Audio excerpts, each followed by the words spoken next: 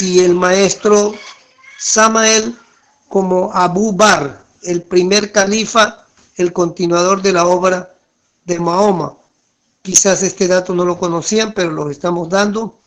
Él fue el que ordenó que se recopilaran todas los escritos del Corán y se hiciera un libro de esa sagrada obra dictada directamente por Dios a su mensajero, el gran Mahoma. Mientras dialogamos, a ver si ponen unos audios que envié donde se canta el Corán.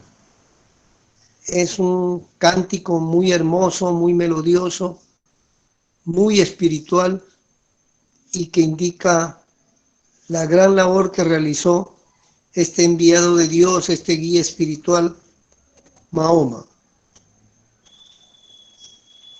Vamos a empezar, antes de que tengamos las preguntas, por aclarar algunos aspectos sobre conceptos que es menester conocer. Lo primero es, ¿qué es el Islam? Islam es una palabra que indica sumisión a Dios y a sus reglas. O sea, quien se apresta a asumir esa sumisión es un islamista. Y musulmán es el practicante del Islam.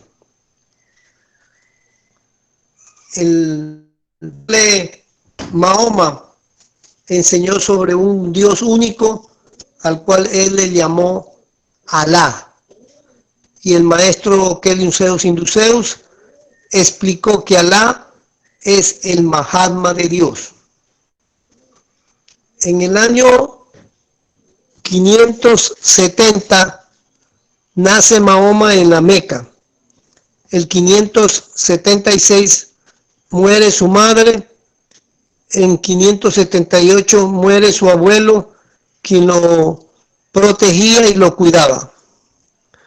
En el año 595 se casa con una viuda muy rica, Jadilla, y en el año 610 empieza a recibir los primeros mensajes y se declara profeta. Todo esto lo encuentran en los videos, las biografías de Mahoma.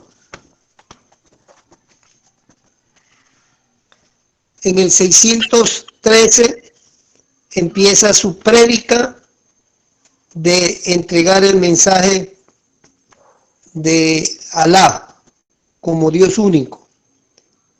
Había una situación de politeísmo demasiado arraigado en el pueblo de la Meca,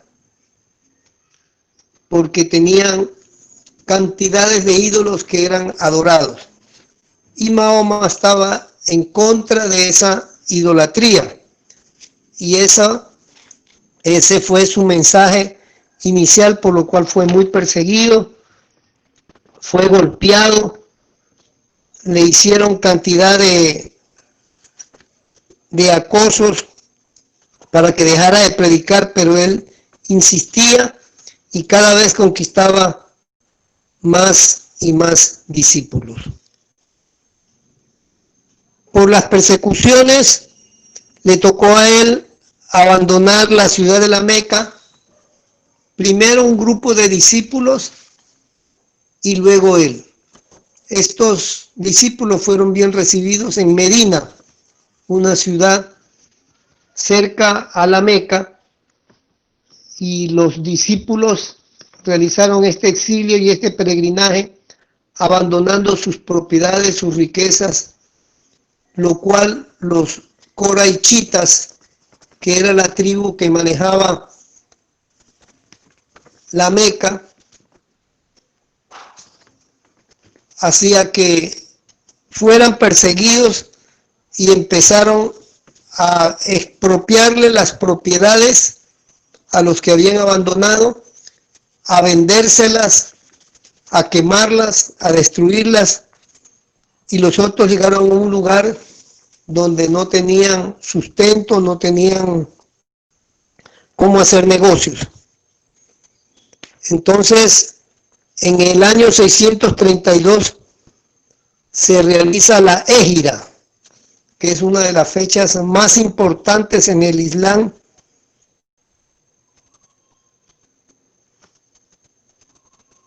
En el año 622. Después de muchas guerras, en el año 630 se realiza la conquista de la Meca después de haber formado un gran ejército de pueblos de los alrededores de Medina y otras naciones, otros países, tribus, etcétera, que se fueron sumando hasta formar un ejército de 10.000 personas. Mahoma se dirigió a la Meca y la tomó sin derramar sangre, impidió que se tomara venganza a pesar de todo lo que le habían hecho a sus discípulos, y así fue como conquistaron a la Meca. En el 632, Mahoma realiza el primer peregrinaje llamado el peregrinaje de despedida, que son una serie de ritos alrededor de la Kaaba y otras actividades religiosas y místicas. Y ese mismo año él muere a la edad de 63 heliocrones. Luego de su desencarnación, como sucede con otros líderes religiosos en el mundo, la ley del 3 los cobijó y se formaron disidencias y grupos.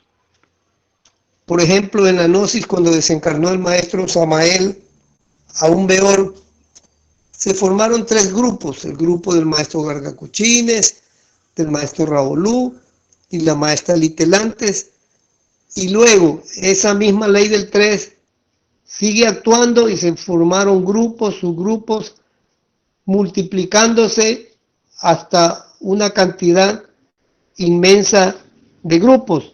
Eso mismo sucedió en el Islam. Como Mahoma no dejó en forma explícita quién iba a ser su sucesor, se reunieron los líderes, los dirigentes, y nombraron a Abu Bakr,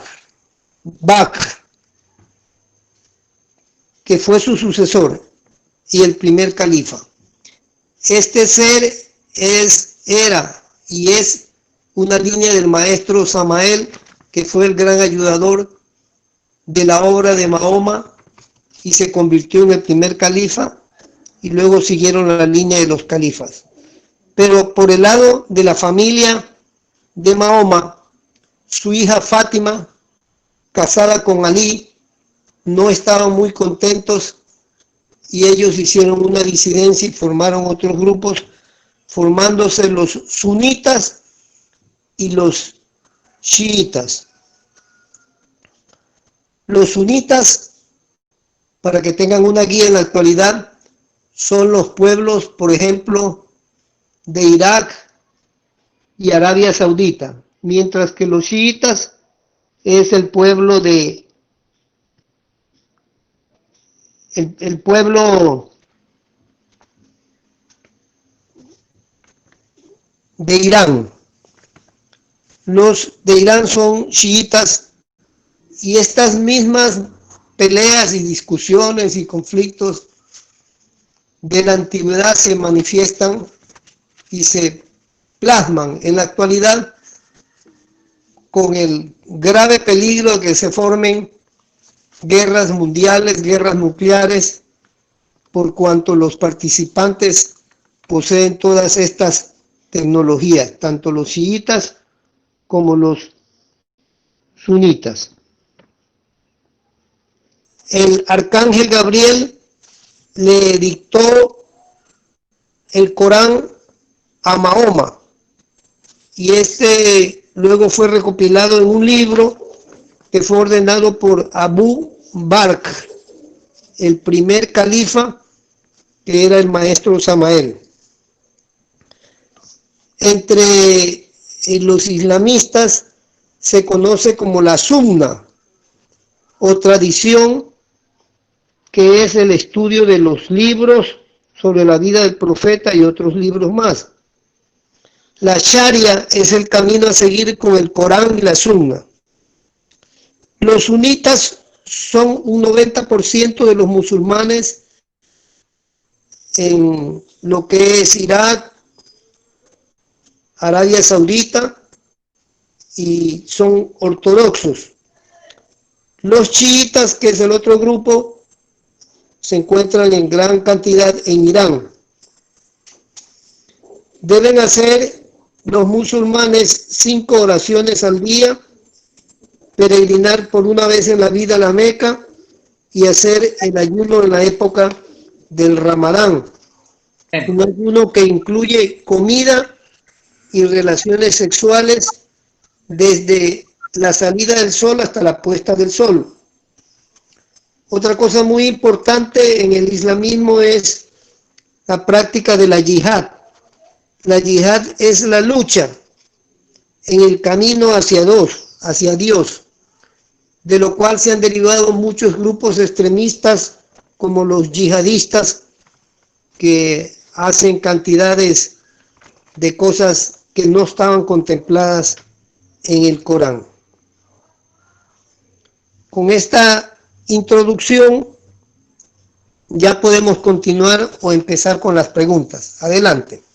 Buen día, maestro. Maestro, quería saber con respecto a la piedra de la Meca, cómo se formó y si Energética Inti tiene una influencia sobre la esfera Gea.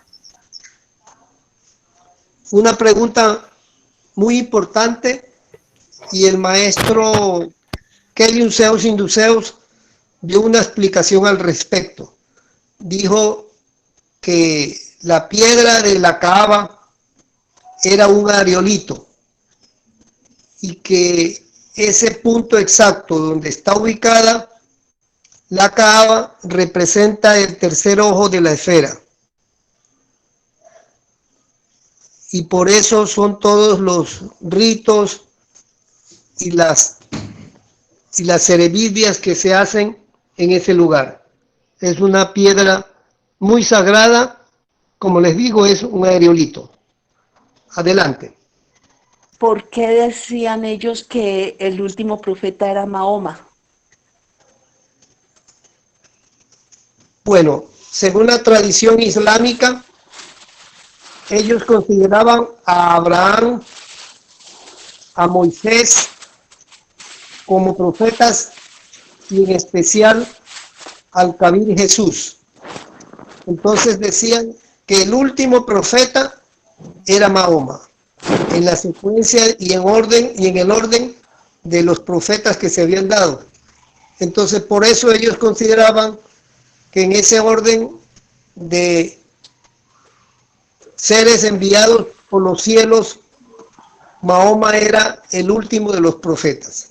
Adelante. Maestro, o sea que todavía hay más profetas. Así es. Esa es la tradición. Kelly, Samael.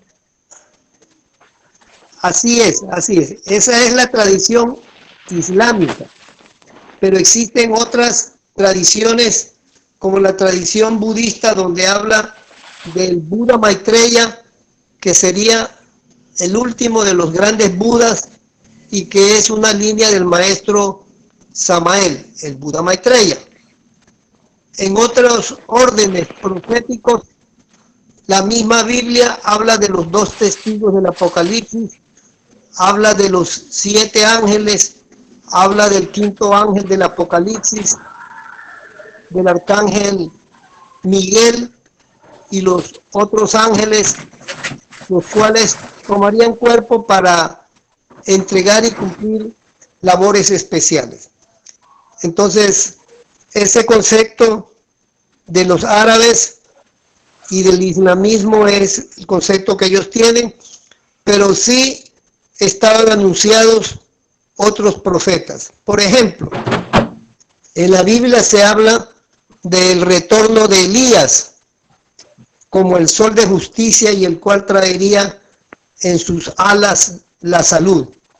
Y por eso es que en el taoísmo se practica tanto la medicina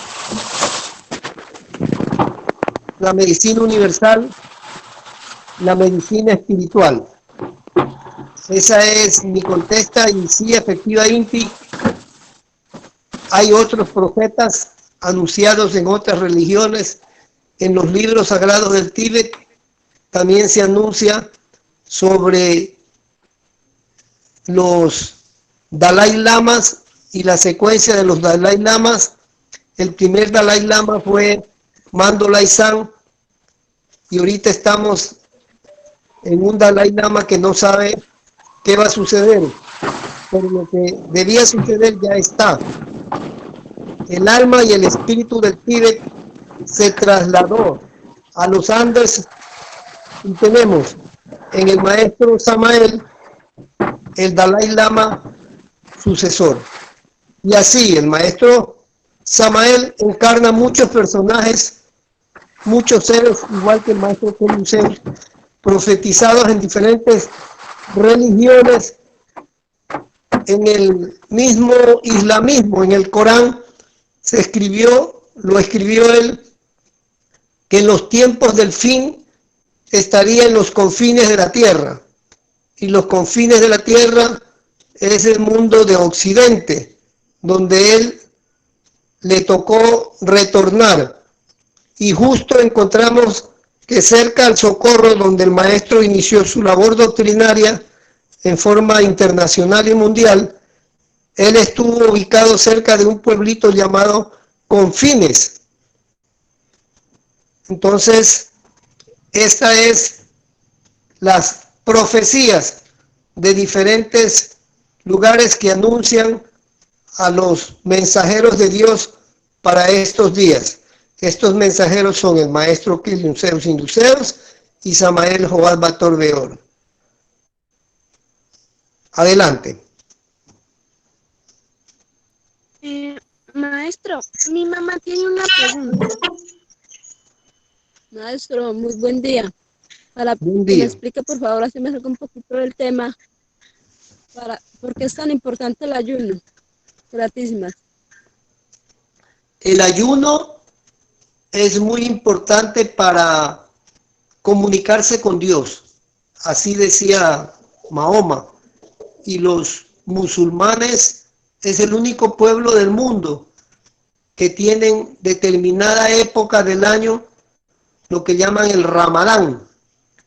Y en esa época hacen abstinencia tanto de sexo como de alicierto, y es obedecido estrictamente y estrictamente.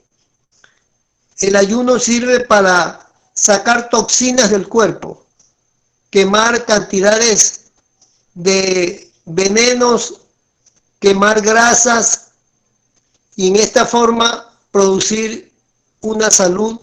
Pero este ayuno debe ser en forma equilibrada, en forma sabia. Hay que saberlo dirigir. Hay personas ya por su edad no pueden hacer los ayunos, o alguien que esté enfermo. Hay quienes por abusar del ayuno incluso entran en situaciones de que tienen videncias, clarividencias, y la familia no los entiende. Entonces hay que saber hacer los ayunos. Los maestros saben cómo dirigir. Cuando necesita el pueblo de Dios entrar a un ayuno para pedir algo, saben cómo dirigirlo. Ese es mi concepto. ¿Cuál de los dos representa al pueblo de Dios? ¿Los sunitas o los chiitas? ¿Y por qué? Ambos representan el pueblo de Dios para los árabes, porque ambos pueblos son islamistas y son musulmanes. No todos los árabes son musulmanes, o sea, creyentes, y no todos los musulmanes son árabes. El mensaje de Dios enviado a través de Mahoma se difundió por todo el mundo, y tienen muchas cosas que concuerdan, por ejemplo, aceptan ambos, tanto sunitas como chiitas, aceptan el Corán, aceptan a Mahoma como el enviado de Dios y el gran profeta, pero por cuestiones políticas existen choques doctrinarios y bélicos, como es el caso que se da entre Irán y Arabia Saudita. Irán, que es chiita, y Arabia Saudita, que es sunita.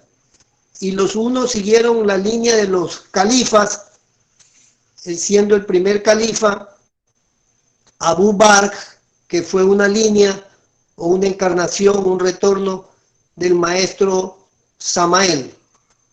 Y los otros siguieron la línea de los familiares de Mahoma a través de su hija Fátima y Ali, el esposo de ella. Y sus descendientes son los que han seguido esta línea.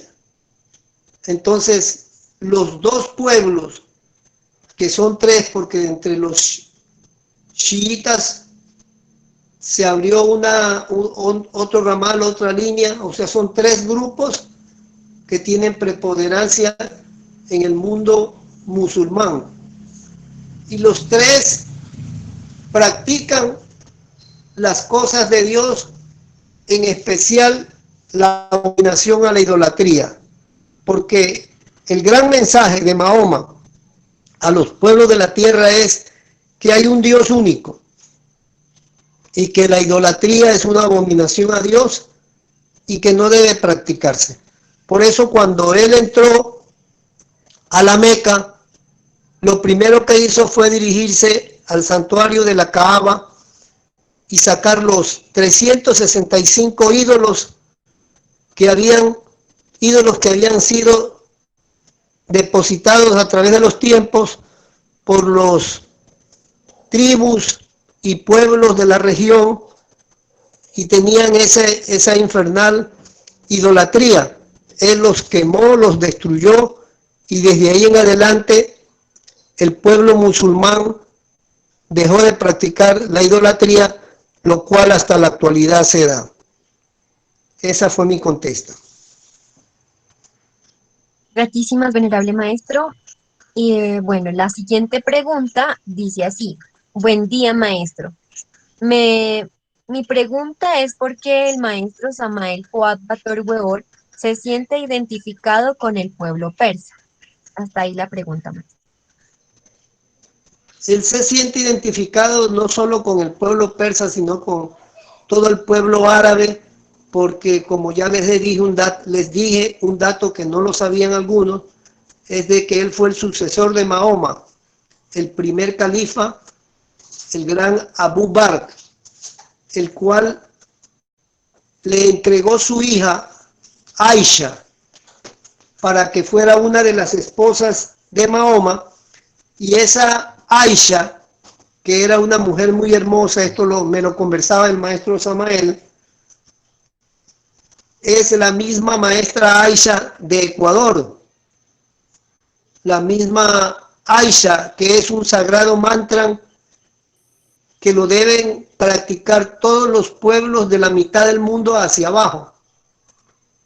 Deben practicar la vocalización del Aisha, mientras que el Hamza se debe vocalizar de la línea ecuatorial hacia arriba, y los pueblos sajones e ingleses deben practicar el mantra Hansa para las técnicas y prácticas de Mutasel. Esa fue mi contesta. Venerable maestro, el uso de la barba en los varones y las mantillas que tapan la cara de las varonas está contemplada en alguna ley coránica. Esa es la pregunta. Mahoma no explicó nada al respecto, ni sobre el uso de que se tapara la cara las evas, ni sobre la barba. Pero incluso en la misma Biblia se habla de que no se debe cortar la barba. ni el cabello. Esto se debe a que a través de los cabellos hay una conexión con Dios. Y por eso es que no era licenciado el cortarse la barba. El mismo pueblo taoísta en sus inicios, cuando estuvimos empezando el peregrinaje por este pueblo, usábamos barba y bigotes. Y el por qué a las evas les ponen velos, esto fue ya cosa posterior. Mahoma no ordenó eso. El uso del velo era para esconder la hermosura de la mujer y que no fueran tentados los varones. Esa fue la causa, una cuestión de machismo, llamémoslo así, para cuidar a las evas que no sedujeran a los varones. Pero que se encuentre en algún lugar del Corán algo relativo y específico sobre eso, no, son por tradiciones. Ahora, cuando hablamos del Corán, es uno de los libros. Hay otros libros que se llaman la Sunna, que es la tradición. Son muchos libros donde, por ejemplo, ahí discípulos escribieron sobre los milagros y sobre la vida de Mahoma. Y esos libros también son incluidos dentro de las prácticas del islamismo. Y allí en esos libros ya introdujeron esas costumbres. Lo que sí ordenó Mahoma era que un varón musulmán podía tener 4 esposas, pero no es como la gente cree, que es tenerlas por tenerlas y de repente a que aguanten hambre. No, la ley era que podía tener 4 esposas si las podía mantener. Y las leyes son muy estrictas. El maestro a veces nos conversaba cosas del pueblo árabe como la siguiente, que tiene la costumbre que si a una esposa le compran una pulsera de oro, se la compran para todas las otras esposas. Es decir, todas tienen lo mismo para evitar conflictos conyugales. Esta es una de las costumbres. Otra costumbre era que cuando una de las evas o de las esposas daba luz, las otras le ayudaban durante el instante del parto y luego hacían una ceremonia para entre todas agasajar a la que había dado a luz y recibir al niño que había llegado para el grupo familiar. Esa y algunas otras cosas nos contaba. Y un varón taoísta que buscó otra esposa, el maestro le dijo que lo iba a mandar a tomar retornos en el pueblo árabe para que pudiera tener todas las que quisiera.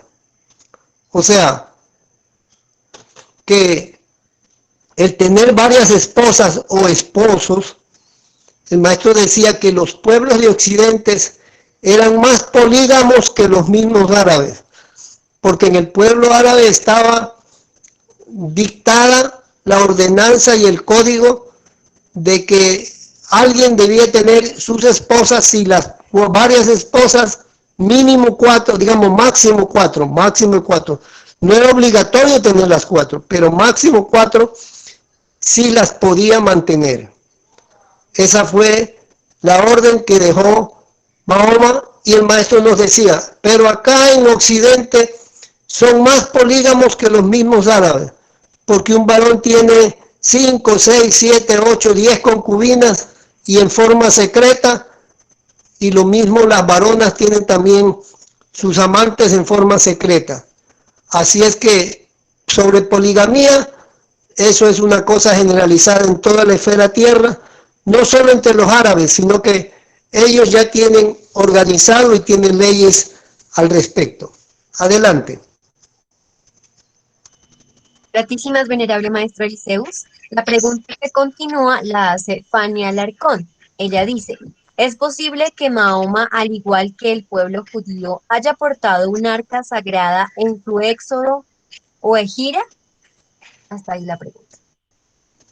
En la égira no hubo una arca sagrada como en el caso del pueblo judío. En el pueblo judío, el arca de la alianza era un centro energético muy potente, muy poderoso. Incluso hay la historia de Usa, el mismo maestro Usa, el gordito que conocimos, que él había fornicado la noche anterior y al siguiente día el arca estuvo por caerse y él, para evitar que se cayera, le puso las manos y cayó fulminado, lo cual indica que era una batería energética muy poderosa, y esa arca de la alianza era la que dirigía al pueblo de Dios en el peregrinaje por el desierto. Cuando tenía que moverse el pueblo de Dios, el arca de la alianza se iluminaba y ya sabían que tenían que empezar a moverse y sabían hacia dónde tenían que dirigirse. Entonces, en la huida hacia Medina no hubo una arca en especial, y lo podemos decir también que se debe a que ellos abominaban todo lo que sea idolatría. Incluso es prohibido idolatrar a Mahoma, que si se quiere reverenciar hay que reverenciar a Dios y no a su profeta, para evitar las idolatrías. Entonces, por eso fue que en el pueblo árabe no hubo esto. Lo único que tienen es la creencia en la Kaaba, que es donde hacen un peregrinaje por una vez en la vida. Todo musulmán debe hacerlo, y es hacer una serie de ritos, ceremonias, como es caminar alrededor de la Kaaba y hacer otros rituales en otros lugares, como apedrear al diablo y otras cosas que tienen que hacer, dirigido todo esto por los dirigentes religiosos del pueblo musulmán. Adelante. Maestro, lo que sienten los uribistas por el señor Uribe, ¿eso puede llegar a ser como idolatría?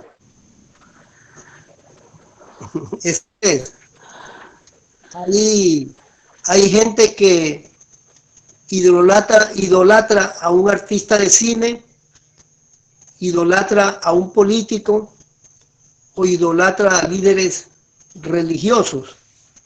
Me van a decir, y los taoístas también son idólatras porque adoran las fotos del maestro, de los maestros. Les digo algo que me dijo el maestro a mí.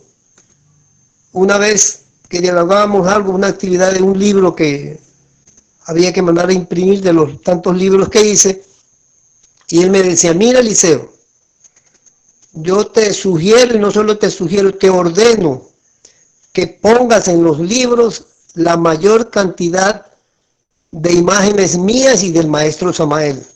No es por idolatría. Lo que pasa es que alguien que mire los ojos de un Salvador, solo con mirar los ojos, ya no va a la muerte segunda. O sea, ese poder lo tienen ellos como salvadores. Que alguien vio una imagen en un libro de los maestros, ya esa persona, aunque no sea un creyente o un seguidor del taoísmo, pero por lo menos se salva de la muerte segunda.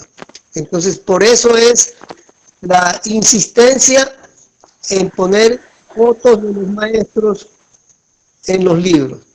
Y sobre la adoración o idolatría al señor Uribe, pues hay gentes que son extremadamente conservadores, de extrema derecha.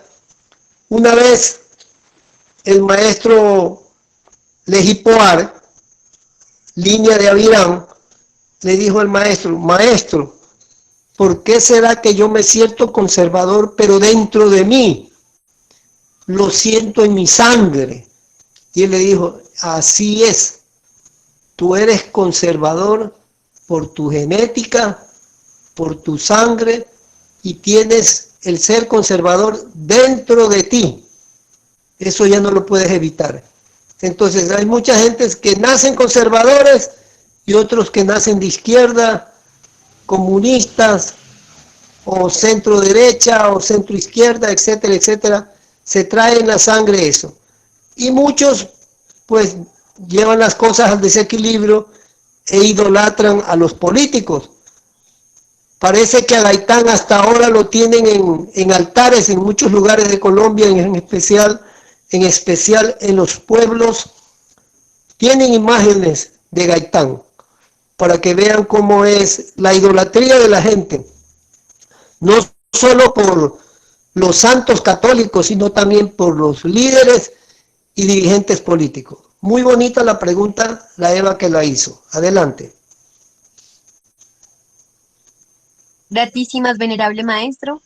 Bueno, la pregunta que continúa la hace Juan Peraza. Dice, maestro, ¿qué representa el general Soleimani para el pueblo islámico? Que hasta la fecha su muerte no la logran olvidar. Gratísimas, maestro. Soleimán fue un enviado de Dios para conquistar, hacer que el pueblo árabe combatiera a las huestes del catolicismo, que eran las que dirigían las cruzadas. Entonces, este general fue enviado por Dios para hacer esta labor. El gran Soleimán, un enviado de Dios para ayudar a que los pueblos árabes combatieran a los cruzados. Esa fue mi contesta. Gratísimas, venerable maestro. Bueno, la pregunta que continúa dice así, venerable maestro, ¿por qué el Islam tiene el símbolo de la media luna? Esta pregunta la hace Víctor Granillo.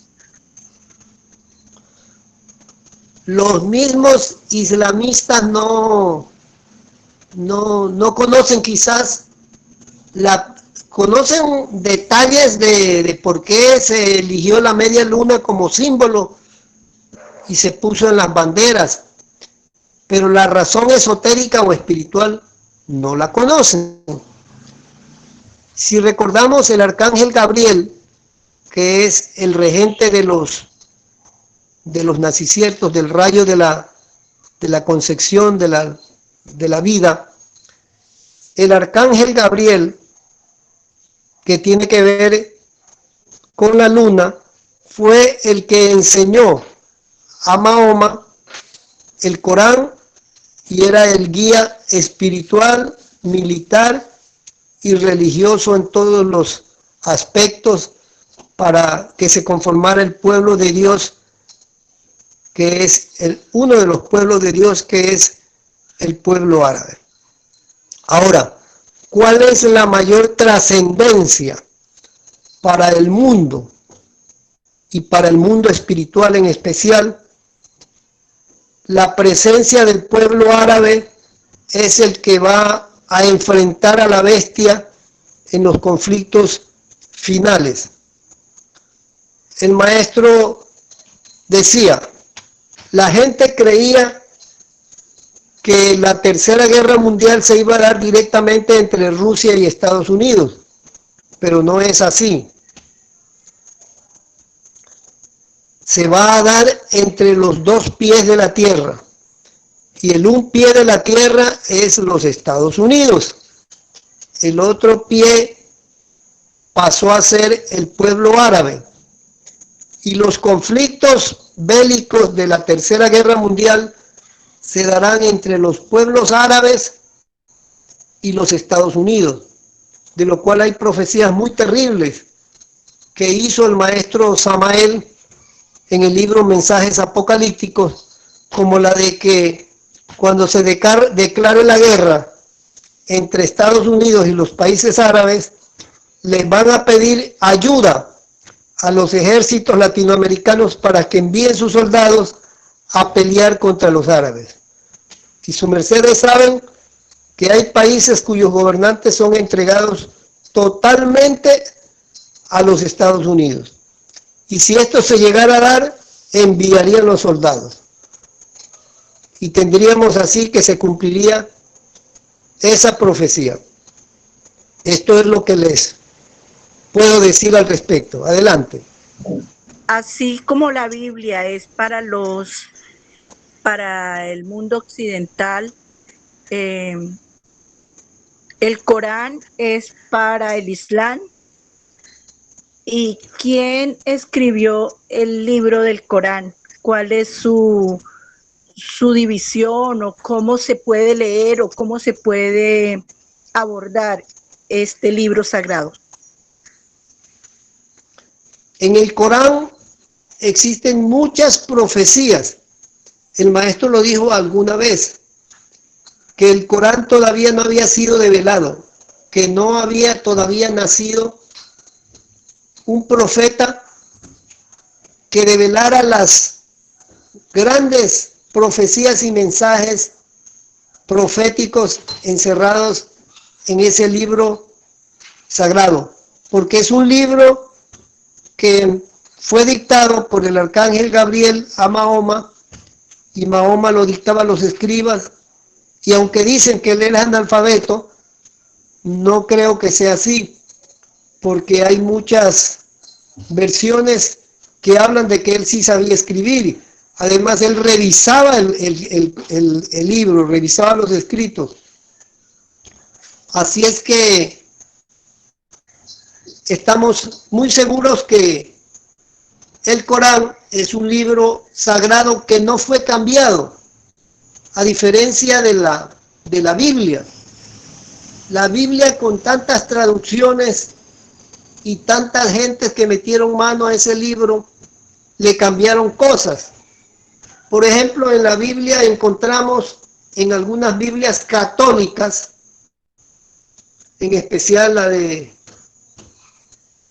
ciertas Biblias, que dicen en el capítulo 15 de Levítico, dice textualmente: el hombre que estuviere con mujer y derramar el semen será inmundo hasta la tarde.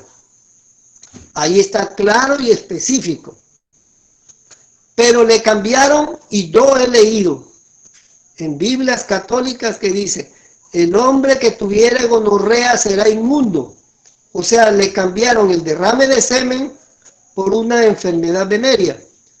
Así es como la Biblia fue cambiada, fue alterada, fue manipulada y quitada muchas cosas, a diferencia del Corán, que es un libro que por ley se mantuvo y se mantiene puro en su doctrina, en su enseñanza, en su mensaje. Esa fue mi contesta. Adelante. Gratísimas, venerable maestro, por esta claridad. La pregunta que continúa dice: maestro, ¿en el Islam se practica el vegetarianismo y se cree en la reencarnación? Esta pregunta la hace Víctor Granizo. Adelante, maestro. Hay grupos esotéricos muy especiales dentro del Islam, como es el grupo de los sufíes. Hay un libro muy hermoso que se llama Adonai, de Jorge Adún. Búsquelo y van a encontrar mucho sobre los sufíes. En las páginas web Tao Gnóstica Espiritual también dedicamos mensajes y doctrinas acerca de los sufíes. Los sufíes son un grupo esotérico muy espiritual, y ellos, algunos, practican el vegetarianismo y el estudio de las cosas espirituales y esotéricas, y estudian los mensajes dentro, no solo del Corán, sino de otros libros. Existe otro grupo esotérico en el Islam que son los drusos. Los drusos también tienen mucho de esoterismo. Tenemos el caso de los derviches danzantes, que algunos son sufíes y ellos practican danzas sagradas. Hay un libro y un video que lo pueden bajar por internet que se llama Encuentros con hombres notables de Gurdjieff, el gran maestro Gurdjieff, que fue el mismo maestro que el Liuseus Induseus. Allí van a encontrar muchas doctrinas, sapiencias, mensajes, sabiduría, enseñanzas sobre lo que son otros creyentes dentro del Islam, como son los sufíes. Y les digo que busquen y lean el libro Adonai, por el gran mago Jefa, un gran maestro, y que debemos estudiar porque encontramos ahí la doctrina y la sabiduría y la enseñanza de la castidad. Allí él enseña la castidad, que es el símbolo de un verdadero maestro, guía y orientador de un pueblo hacia los caminos de Dios, que es la castidad solar, no absteniéndose de la relación sexual, sino durante la relación sexual, no derramando el enseminis ni la eva el envitriolus, sino mutando estas aguas de la vida para alicertar a los seres, el cosmos, la esfera, los universos, etc. Esa fue mi contestación. Adelante. Yo soy profesora de lengua castellana y también he dictado religión en muchas instituciones educativas. Mi nombre es Salvinosh, soy de la ciudad de Neiva Huila y quisiera preguntarle al maestro Eliseo, ¿qué influencia ha tenido el pueblo árabe en Colombia y cómo ha tenido mucha repercusión en la parte religiosa, pero también en la parte política? Muy importante la pregunta. En la conquista del Islam para los demás pueblos de la tierra, hecho que fue ordenado por Dios a Mahoma y luego a sus herederos, ellos llegaron hasta conquistar la península ibérica, o sea, España, y estuvieron casi como 500 heliocrones o 800 heliocrones dominando a estos países, este país, la península ibérica, y sembraron ahí las doctrinas y las enseñanzas del Islam. Una cosa muy importante que hizo Mahoma fue, él hizo que se construyera en cada pueblo una o algunas mezquitas, centro de oración, y donde no solo se hacían cuestiones religiosas, sino que también se daban clases y cátedras y enseñanzas, o sea, escuelas donde se enseñaba a leer, escribir, se enseñaban las matemáticas, las altas matemáticas. Los árabes fueron grandes matemáticos. O sea, todas estas enseñanzas fueron dejadas para que el pueblo árabe sembrara su sabiduría y su enseñanza. Ahora, los árabes se expandieron por el mundo y por supuesto en Colombia también, en muchos lugares encontramos grandes cantidades de árabes originarios.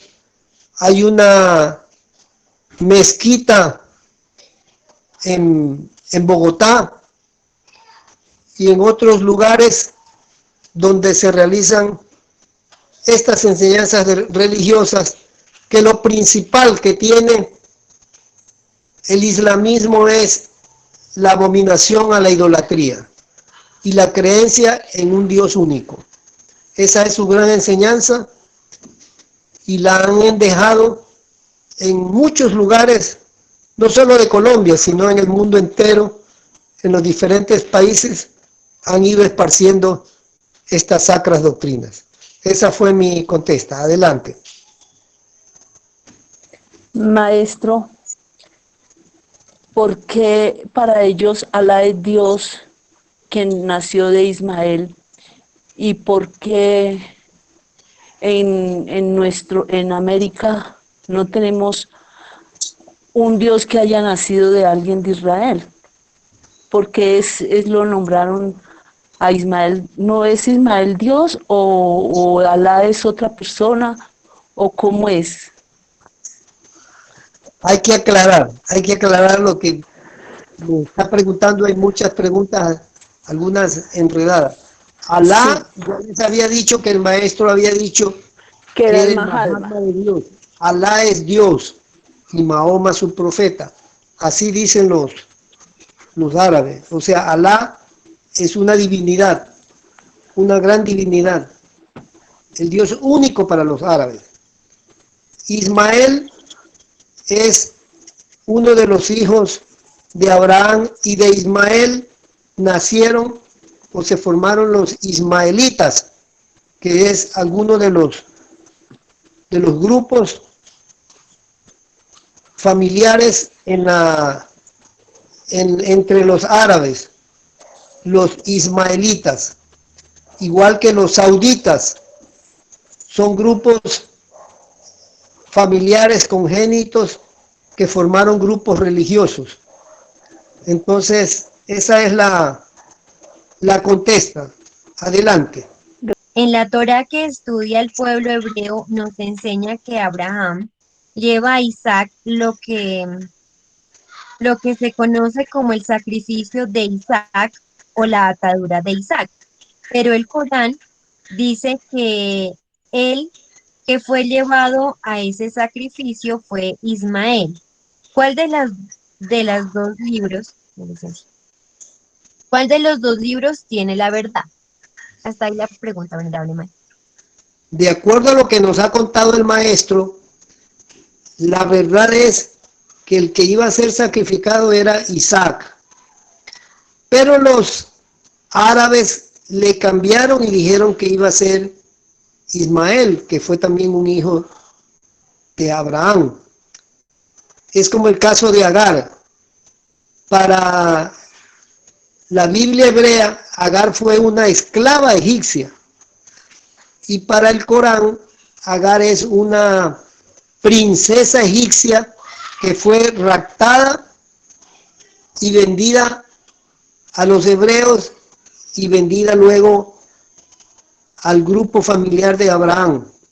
Entonces hay estas discordancias, pero de lo que se sabe es, en el caso de Agar, ella era del pueblo de Ismael, del pueblo saudita, del pueblo árabe, y cumplió su papel de dar a luz a Ismael, el cual sería el padre de los ismaelitas.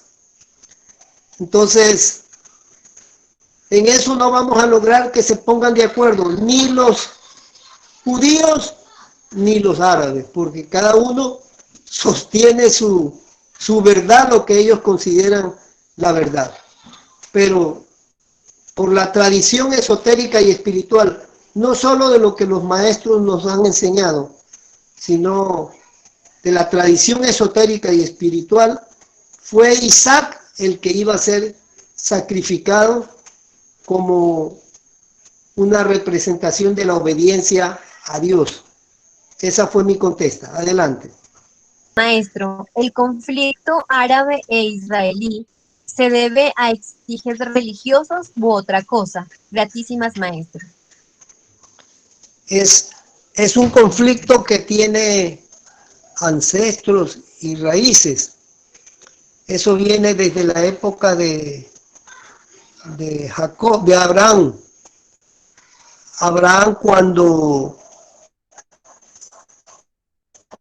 Agar dio a luz a Ismael, y Agar tuvo que ser sacada porque entró en conflicto con Sara, y ella obligó a Abraham a que fuera sacada Agar, pero Agar fue protegida por ángeles y no murió en el desierto cuando podía morir de sed y de hambre, los ángeles de los cielos la cuidaron y la protegieron. Así es como sabemos que este conflicto viene desde aquellos días, viene desde cuando se produjo ciertas disidencias entre los sauditas y los hijos de Jacob. Y ahí vemos cuando Esaú, que es el que dio origen a los sauditas, se tuvo que reconciliar con el hijo de Abraham por causas de conflictos de herencias y de primogenituras, cosas que hasta la actualidad se mantienen estos conflictos que dieron origen a pueblos y nacionalidades, pero que los conflictos se mantienen. Entonces, desde esas épocas vienen estas rivalidades. Sin embargo, el maestro una vez me hizo una profecía, me dijo: Eliseo, te voy a dar una profecía que parece como que es una cosa que es absurda o que no puede ser. Pero cuando dos hermanos o primos o parientes se pelean y aparece un tercero en discordia, la sangre llama y las gentes se unen, los primos, los hermanos se unen contra el agresor. Igual va a pasar en futuros tiempos. Israelitas, judíos y árabes se unirán para pelear contra los Estados Unidos cuando las ambiciones por petróleo en la faz de la tierra haga que los países se lancen a una guerra encarnizada por el petróleo. Entonces esa fue la profecía, que árabes y judíos se iban a unir para pelear contra Estados Unidos, lo cual en la actualidad parece una cosa imposible y absurda, pero profecía es profecía. Ese es el dato que les doy. Adelante. ¿Qué relación tiene la Kaaba con la piedra filosofal? Listo, ya entendí. La Kaaba es un aerolito que es una piedra de aproximadamente unos 30 o máximo 50 centímetros de ancho o de largo. Es algo pequeño. Pero nosotros vemos una tolda o una construcción alrededor de esta piedra gigantesca en forma cúbica, que es lo que observamos en la Meca, que es alrededor de donde se hacen los peregrinajes. Y es exactamente el símbolo, el Shema Hanforashet, o sea, la sagrada piedra filosofal, que es la piedra que edificaron los grandes guías espirituales como enseñanza sacra. Por eso todos los altares del mundo tienen forma de piedra cúbica, tienen sus aras o sus altares una piedra, porque esa piedra representa el sexo. El sexo es la base de la vida y la base de la existencia. Sin el sexo no existiría nada.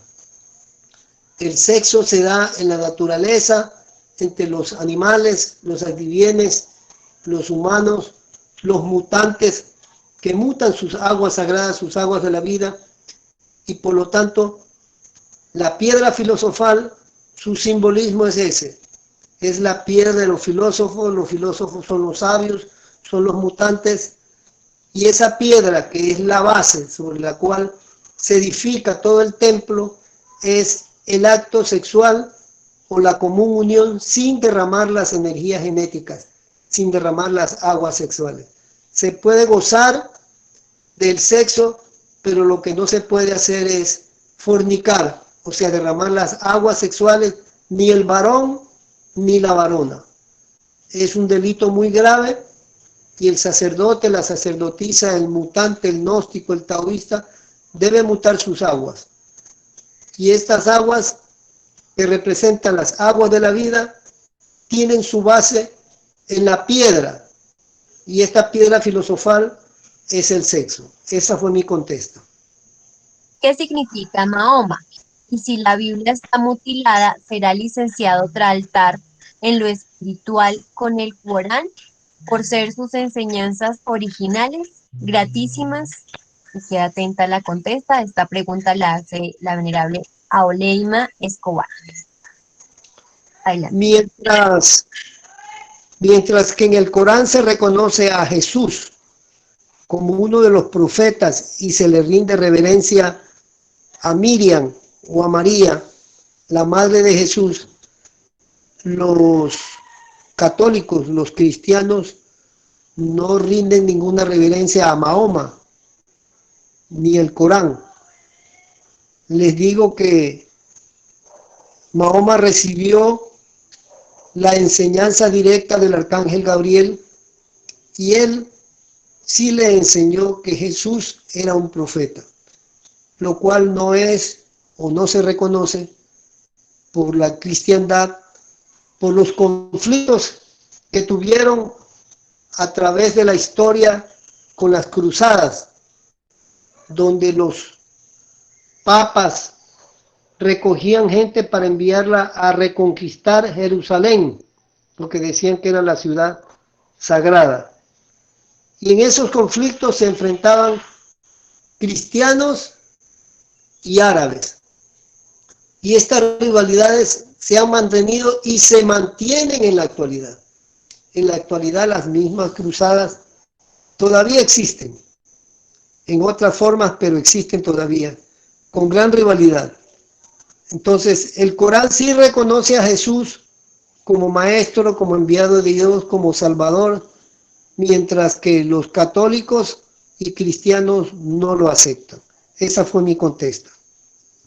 Maestro, la pregunta es, lo del traje que le ponían a la persona más importante para que se protegiera de las guerras y las espadas, que no muriera.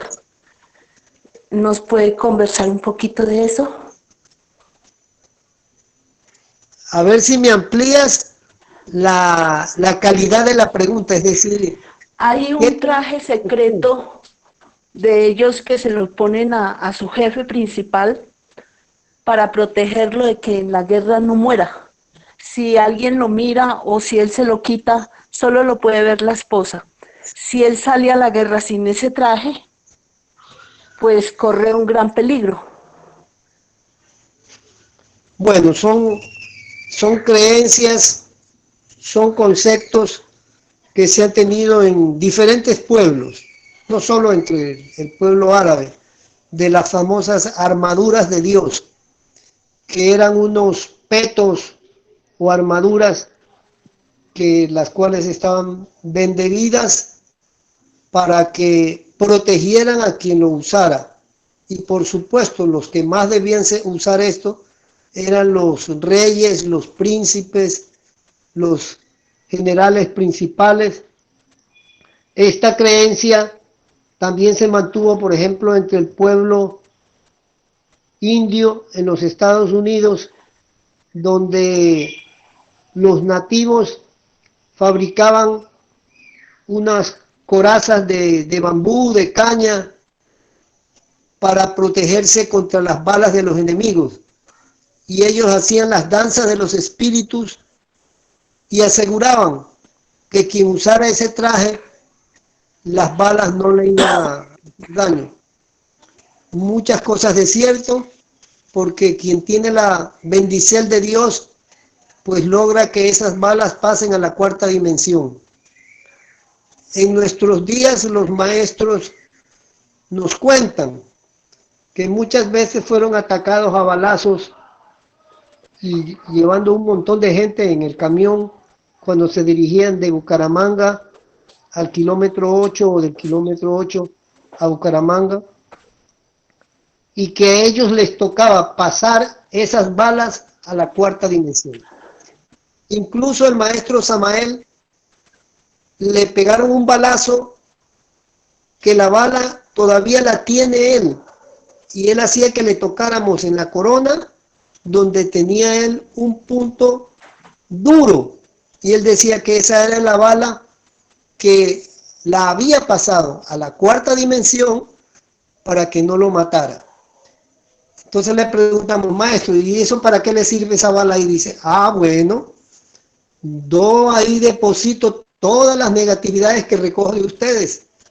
Yo necesitaba un punto negro, un punto de reconexión. Entonces esa bala que tengo me sirve para eso, para depositar ahí todas esas negatividades. Y decía, tóquenme, y la gente le tocaba, los que recuerdan eso, le tocaban y ahí estaba un huequito encima de la corona y se sentía algo duro y él decía que esa era la bala. Entonces, esos petos sagrados o armaduras de Dios es una creencia en muchos pueblos y en la mitología, en las religiones, sobre estas armaduras sagradas para proteger a los reyes y a los gobernantes. Esa fue mi contesta. Venerable Maestro Eliseos, muy buen día. Le saluda Pazlam Day desde Bolivia. Qué alegría oírlo. Dios lo bendiga siempre, Venerable Maestro. Quiero preguntar la diferencia entre el Antiadauna Sastasa y el Sodauna. Y en el Islam, ¿cómo se llama? Gratísimas, Venerable Maestro. Sodauna son 3 maestros. Una vez tuve una visión y vi cómo era el campo sodáunico o los maestros sodauna. Eran como 3 conductos de color azul, uno dentro del otro. Y en un conducto era el maestro So, el otro era Da y el otro Na, So, Da, Na. O sea, son 3 maestros que nos comunican con Dios. Ese es el Sodauna. Antiadauna Sastasa es un campo energético que tenemos alrededor nuestro y es un mantra de protección. Y también sirve para invocar seres y maestros. Antiadauna Sastasa. Eso nos enseñaron en la Gnosis a realizar ese canto y nos servía para invocar a maestros de la luz. O sea, uno cantaba el Antiadauna Sastasa y luego invocaba a los maestros. Maestro Samael, Maestro Kelio, Madre Afrodita. Y este es el mantra de invocación. Entonces, Sodauna es una coraza. Ya le expliqué que son 3 maestros. Y el Antiadauna Sastasa es un mantra de invocación a los maestros.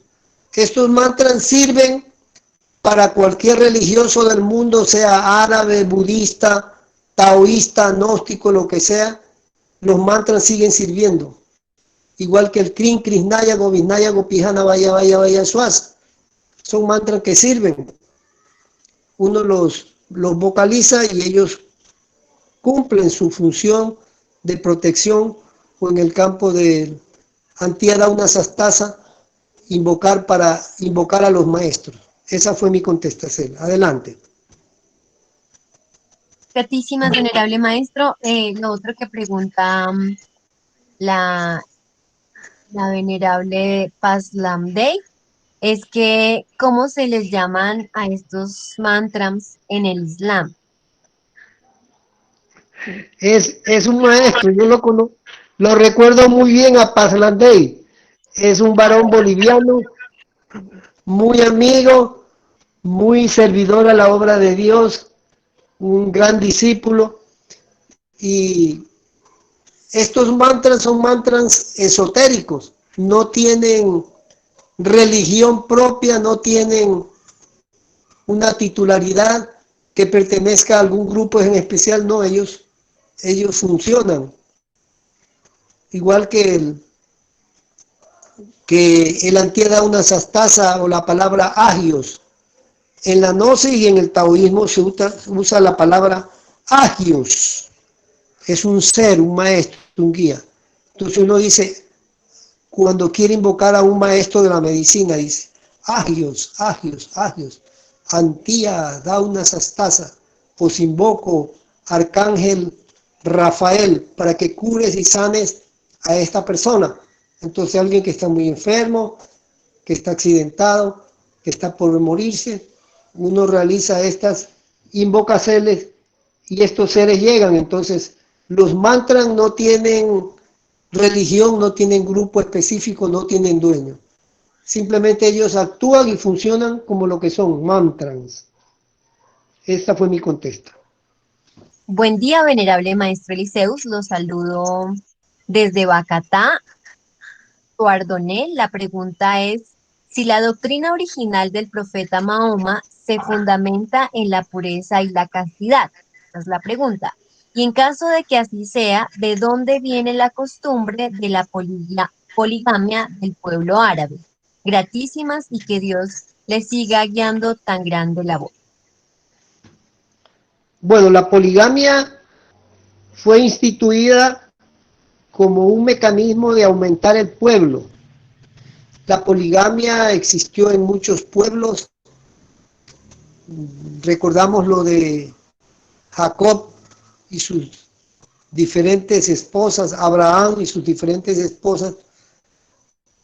Eran licenciados en aquellos tiempos. ¿Por qué?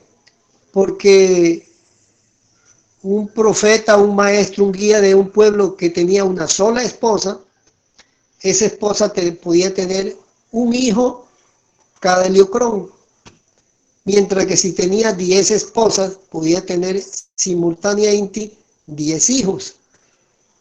Mire que la poligamia se dio también entre los mormones y entre otros líderes religiosos por esta situación que era la de hacer crecer y ausentar el pueblo para tener guerreros, para tener líderes, para tener gentes. Pero esta no es la situación actual.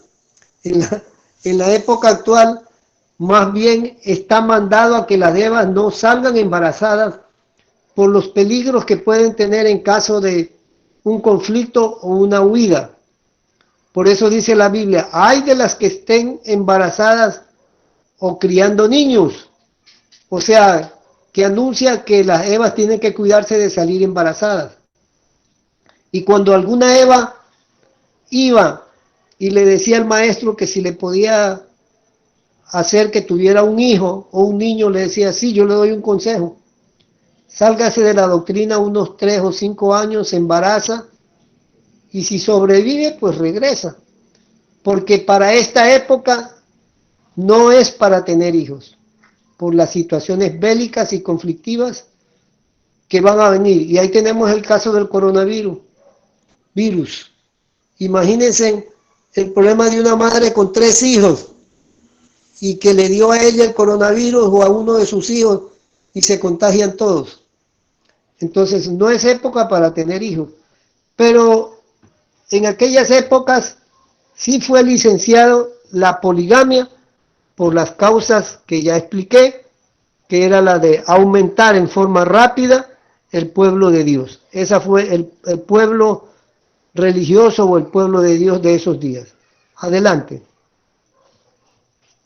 Gratísimas, venerable maestro. Bueno, la pregunta que continúa la hace la venerable Gladys Buccelli. Ella dice, buen día maestro, según lo oído, si el Corán es un libro sagrado antiguo, sin tanta modificación, ¿por qué no tenerlo entonces como el libro oficial en lugar de la Biblia? Esa es la pregunta. En los rituales y sacrofonesones que se hacía en el templo en los días del maestro Keliun Zeus y Nuseus, se leían fracciertos del Corán, fracciertos del Bhagavad Gita, fracciertos de la Pista Sofía y fracciertos de la Biblia. Todos esos libros se leían. También se leía el libro del Mormón. En el libro del Mormón habla de la castidad. Cuando uno busca, los que conocen cuál es la castidad, o cuáles son las técnicas, las va a encontrar en el Libro del Mormón. Por eso el maestro ponía que leyeran el Libro del Mormón a la comunidad. Y entonces, todos esos libros eran considerados sagrados, no solo la Biblia, el Corán, sino también el Bhagavad Gita y la Pista Sofía. Esa fue mi contesta. Gratísimas, venerable maestro. Bueno, la siguiente pregunta dice así. Maestro, ¿qué práctica nos recomienda para dominar el desdoblamiento astral? Porque sabemos que hay muchas técnicas, pero a veces se logra y otras veces no. Esa es la pregunta, maestro. Para el desdoblamiento astral, lean el libro El matrimonio perfecto del maestro Samael Aun Weor. Ahí hay hermosísimas prácticas como la del Chakmul, que es una posición de un ídolo o una estatua que hay en México, y ahí se vocalizan los mantras para salir en astral, que uno de los mantras es el mantra Faraón. Yo lo hice cuando entré a la Gnosis. Yo era muy curioso, investigador, hacía lo que decían los libros y me resultaba.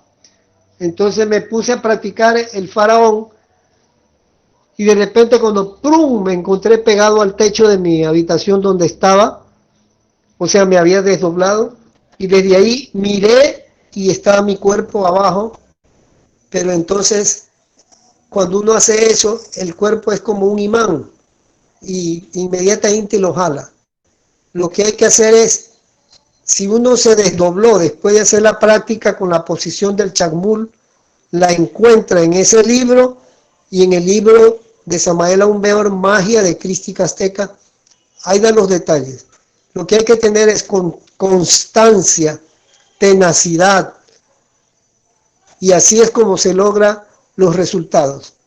Hay otra práctica que la recibí en México por un discípulo del maestro Samael Aun Weor, y era que cuando se tenía mucho sueño, pero extremadamente sueño, entre más cansado estuviera uno, no se dejara dominar del sueño, dormir, y se imaginara el cielo estrellado y vocalizar los mantras. Entre esos están oír el sonido del grillo, el mantra Faraón y otros mantras más. Y entonces de repente uno se encuentra en el cielo estrellado, se encuentra en el cosmos, se desdobló. Es una práctica que funciona, yo lo he hecho y me ha funcionado, y cualquiera la puede hacer. La otra práctica muy interesante, ya la he dado algunas veces en algunas de las conferencias, y es la del Cristo caído que enseñó el maestro Keliun Zeus. Y es apoyado sobre el brazo izquierdo, o sea, acostado de lado, se recuesta la cabeza sobre la palma de la mano izquierda, debe estar el pie derecho sobre el izquierdo, por eso se llama el Cristo caído, y se coloca uno sobre el lado izquierdo del cuerpo para desdoblarse por el lado derecho. Entonces, esa posición impide que uno se repose y uno empieza a cabecear, y entre más sueño tenga mejor, hasta que en algún momento ¡prum!, se desdobló. Ahora, si uno piensa en el cuerpo físico lo atrae. No, si uno se desdobló, debe continuar su viaje. Pedir que lo lleven donde uno quiera ir. Hay maestros, y uno puede invocar al maestro Samael, al maestro Keliun Zeus Induceo, y pedirle a esos maestros, si uno quiere ir a un templo, si quiere ir a una ciudad, si quiere visitar a alguien, lo que uno quiera. En la cuarta dimensión eso es instantáneo. De una vez estaba en el templo Guana en Colombia, y necesitaba visitar a mi familia en Ecuador, y me puse a hacer la práctica del Cristo caído.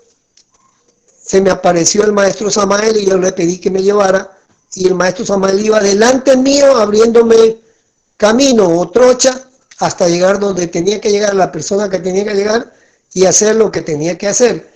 En esa época no era permitido las salidas en astral porque el colobus podía jalar a la persona y quedarse atrapada en el planeta rojo, en el colobus. Pero entonces ya les di la práctica del Cristo caído que la entregó el maestro y es muy efectiva para salir en astral. Aquellos que dicen que no pueden salir en astral, pues el cansancio y el sueño hace que en algún momento se desdoble y la posición no deja que uno se duerma. Esa fue mi contesta. La pregunta que continúa dice así: ¿cuáles son los 3 velos de Mahoma? Gratísimas. La hace Aoleina Escobar. No son 3 velos. El velo es uno solo. Ahora, voy a aprovechar para darles una doctrina que la dio el maestro, y es una doctrina muy larga, sobre las 9 esposas de Mahoma. Después que desencarnó Hadilla, que fue la primera esposa, la viuda rica con la cual se casó Mahoma y que lo ayudó a realizar su obra y su labor, él se emposó con 9 Evas. Entonces el maestro dijo que esa era una representación de las 7 clases de himen que tienen las mujeres. Y ojalá algún instante podamos sacar ese libro o esa doctrina al mundo sobre las 9 clases de himenes basado en las 9 esposas que tuvo Mahoma. Eso es lo que le puedo decir a la persona que me hizo la pregunta de los velos.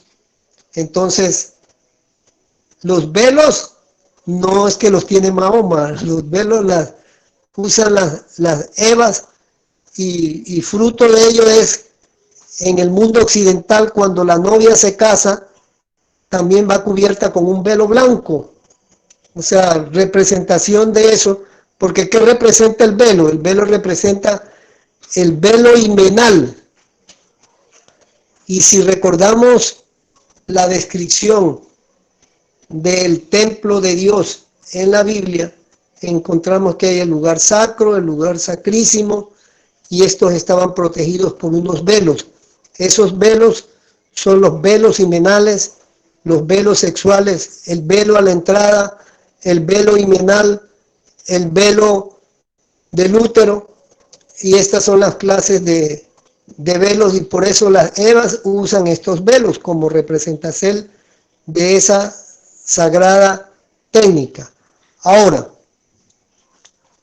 cuando una Eva va a ser casada por un enviado de Dios, el caso del maestro Samael y el maestro Kelimseos Induseos, en astral se realiza el matrimonio y la Eva aparece con su velo himenal, así no sea virgen, pero ella aparece con su velo himenal porque es un símbolo, es un secreto, es una labor alquímica. Y el varón también aparece virgen. Yo lo digo porque a mí me tocó vivir esas cosas, o sea, no es que me las invento, sino que no las vi todas estas cosas en astral, y esas son las representaciones. Entonces, cuando alguien es emposado por un enviado de Dios, él llega a tener la virginidad, tanto el varón como la varona, para poder llegar al emposorio que se realiza en diferentes planos, en el plano físico, en el plano vital o etérico, astral, mental, causal, etcétera, etcétera. Allí se realiza este emposorio y allí en esos planos se tienen todas estas representaciones de himen y todos estos velos. Muy bonita la pregunta y sirvió para dar mucha doctrina. Adelante. Gratísimas, maestro, y gratísimas a la Eva por su pregunta. Bueno, la siguiente pregunta dice así: maestro, los profetas han llegado con una energía que los rige. Por ejemplo, el Cristo con la energía Crestus. ¿qué energía rige a Mahoma? Esta pregunta la hace Josman Alexander. Adelante. La energía Kelion, la energía Zeus y la energía Induceus, que son las tres energías que siempre están con los maestros. El maestro me decía una vez, yo siempre vengo con Induceus. Lo que pasa es que Induceus no les agrada, pero yo siempre vengo con él y muchas veces, muchos retornos, me ha tocado esconderlo, pero ahí lo he tenido. Induceus siempre está al lado mío. Zeus también, y cuando se meneste, también entra la energía Kelion. La pregunta que hace el venerable maestro Hidalta Kunz dice así: quiero hacerle dos preguntas, y la primera, si vuestra merced nos puede ampliar acerca de las 13 iglesias de Mahoma, licenciado. Las 13 iglesias de Mahoma. Y la segunda es qué relación tiene la Kaaba con la piedra Heliogábala. Gratísimas. Esas son las dos preguntas que hace el venerable maestro Hidalta Kunz. Adelante, venerable maestro Eliseo. Bueno, no son 3 esposas, y eso está en la biografía de Mahoma, que él tuvo 9 esposas. Y el maestro, la doctrina que dio fue de que cada una de esas esposas correspondía a uno de los tipos de himen. Hay himen que son himen elásticos, otros que son extremadamente cerrados, otros que son en forma de cruz, y así, son 9 tipos. Es una doctrina que dio el maestro y es muy larga. No la tengo y tengo la promesa de algún momento hacer un libro. El maestro Samael me entregó esa doctrina. Ojalá algún momento podamos hacer un libro de esa doctrina porque el mundo la meneste. Igual tengo otros libros listos, pero por la pandemia se ha retenido. Por ejemplo, Mensajes apocalípticos y extraterrestres, una nueva edición que me pidió el maestro Samael que la volviera a hacer. Yo lo hice actualizando con la política actual, con nuevos gráficos, nuevos diseños gráficos. Muy bonito el libro, listo. La Copa de la Ira también fue ordenado que se hiciera. Esos libros están esperando que pasen las situaciones de que no hay movilización y todo lo demás, pero en su momento sacaremos esas doctrinas y la de las 9 esposas de Mahoma, que son los 9 tipos de ímenes. El maestro explicó claramente, hizo los gráficos de cuáles son los 9 tipos de ímen que corresponden a las 9 esposas de Mahoma. La otra pregunta sobre la piedra, la Kaaba y la piedra filosofal es lo mismo. La piedra Heliogábala es lo mismo. O sea, son símbolos que se corresponden con la Kaaba, que es la piedra cúbica, la piedra filosofal. Ahora, les añado otra doctrina adicional. En el estudio de la alquimia existe la piedra filosofal y la piedra de los filósofos. La piedra filosofal es el Cristo íntimo, eso lo develó Samael Aún de Oro. Y la piedra de los filósofos es el sexo, donde los filósofos entran a tallar la piedra cúbica, como dicen los masones. Por eso es que el símbolo de la masonería es la escuadra, el compás y un cincel. ¿Por qué? Porque es símbolo de que se va a tallar la piedra. Y no es que en una práctica sexual y ya la persona quedó liberada, no. La piedra filosofal es un trabajo muy largo. Dicen los maestros masones, tallar la piedra. Ese tallar la piedra es hacer la práctica sexual, y eso se hace a través de muchísimos retornos. Por eso es que hay tanto Mahatmas, maestros, dragones. ¿Por qué? Porque tallaron su piedra en otras existencias y ahora vinieron a recibir la recompensa de esa labor masónica, de esa labor alquímica, gnóstica, taoísta, etcétera, etcétera. Entonces, esas son las diferentes correspondencias entre la piedra de los heliogábalos y la piedra filosofal. Una iglesia representa el templo de la Eva. La Eva es una iglesia. Y en esa iglesia entra el sacerdote a oficiar. Entonces Mahoma tuvo 9 esposas y esas 9 esposas son la doctrina que él dio sobre las 7 clases de ímenes. Adelante. Maestro, a estas personas, a los hijos de Mahoma, pues de Alá, ¿por qué la gente no los ama tanto y les tiene tanto miedo?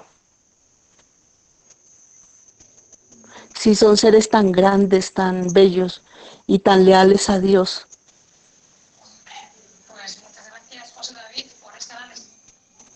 Bueno, el pueblo árabe son como 1.800 millones de habitantes. Es uno de los pueblos, después del cristianismo, si se suma a todos los cristianos, aunque los cristianos tienen algo en especial, que se considera cristianos a mucha gente porque la bautizaron, pero nunca más volvieron a ir a la iglesia, solo cuando les echaron el agua nada más. Mientras que los árabes, ellos sí practican la religión musulmana, practican el islamismo. Así es que los musulmanes son mayoría en el mundo, si consideramos como verdaderos creyentes y practicantes religiosos. En primer lugar están los árabes, sobre los cristianos, que se dice que son mayoría, pero es una mayoría falsa, porque suman, por decir, Colombia. Consideran que casi todos los colombianos son católicos, y los suman como católicos, y no es así. Pero los árabes, ellos sí son practicantes del islamismo. Entonces, lo que pasa es que siempre se hace ver lo malo de las otras religiones. Esa es la labor de la Iglesia Católica y de los que manejan el poder de los medios de comunicación, poner como malos a los que ellos consideran que hay que ponerlos como malos. Y han creado muchos mitos de terrorismo y todo lo demás, pero la parte positiva del islamismo no la nombran, no la dicen. Por eso es importante estudiar uno mismo, leer uno mismo el Corán, los libros sobre las biografías de Mahoma, sus doctrinas, sus enseñanzas, etcétera, etcétera. Ahí les envié unos videos para que los miren. Y lo que se diga sobre religión es relativo, porque depende de qué lado se mire. Entonces, el islamismo no enseña cosas malas, iguales que todas las religiones.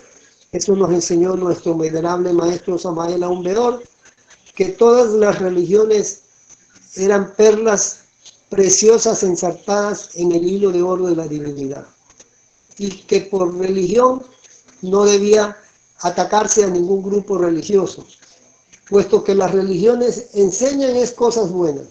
Ninguna religión enseña a matar, ninguna religión enseña cosas malas, sino que más bien la transformación de la gente, que la gente se porte bien, que no robe, que no codice, que no adultere, que no haga cosas negativas.